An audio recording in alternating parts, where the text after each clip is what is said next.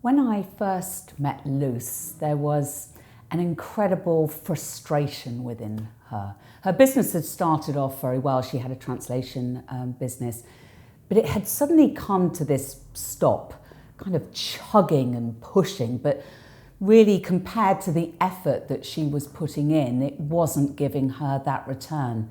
And really she came to me asking the question, was it actually worth the effort that she was putting in?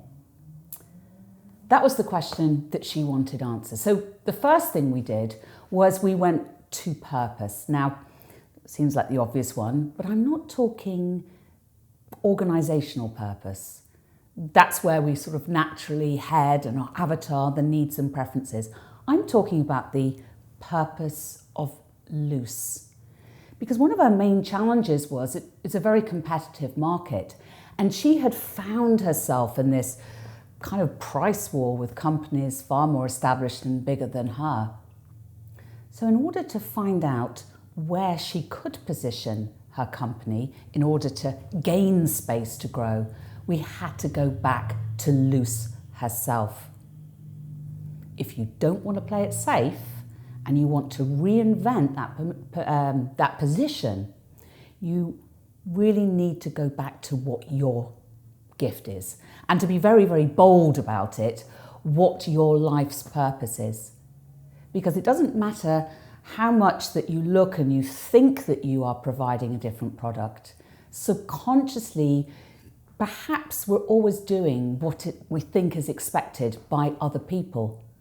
But when we go back to what our gift is and how we can translate that into what we do in our lives, nobody can copy that. And that's a big advantage that Luce, as well as other entrepreneurs, certainly had. So that was the very, very first thing we did.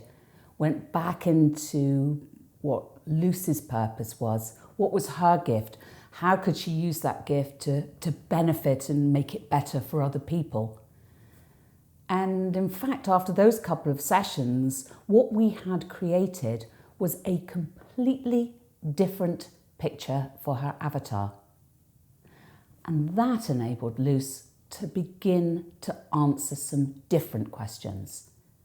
And those questions were the ones that were going to provide her differential, to give her company that space that she needed to grow. What we did then is we could then take her purpose and look with that in our mind at her avatar. She knew those needs and preferences. She knew the fears that she wanted to solve. And now with her gift, she could do it in a more highly valued way that nobody else could copy. She wanted to influence what happened after the translation that she made for her avatar. She wanted to translate so that customer could have a better life in the job and the universities that she was translating for. And when she started to look at it in that way, it was a way that she had already lived in her life. So therefore, the value of her service created a story, well, to be basic, that was closer to her heart.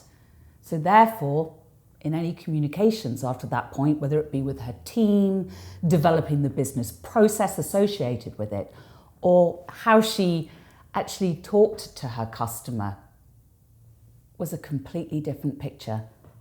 More confidence, a greater differential, more depth, more value. She had repositioned her brand, at least within herself, and that's the greatest starting point that she could have. The great thing for Luce is that meant that she had a clearer picture for herself. She'd lived it. She'd lived that emotional journey, and that helped her paint a better picture of her organisation. And she was able to translate her values into her organisational values and paint this picture that her team and partnerships, some of them far away in China, could begin to understand. And that helped everybody just that little bit more become a part of her journey. The ultimate, the customer was very clear, and that communications journey towards that new avatar, still adjusting the needs and the preferences and the fears of that person, was so much clearer and something nobody else could copy because it was Luce's journey and Luce's gift.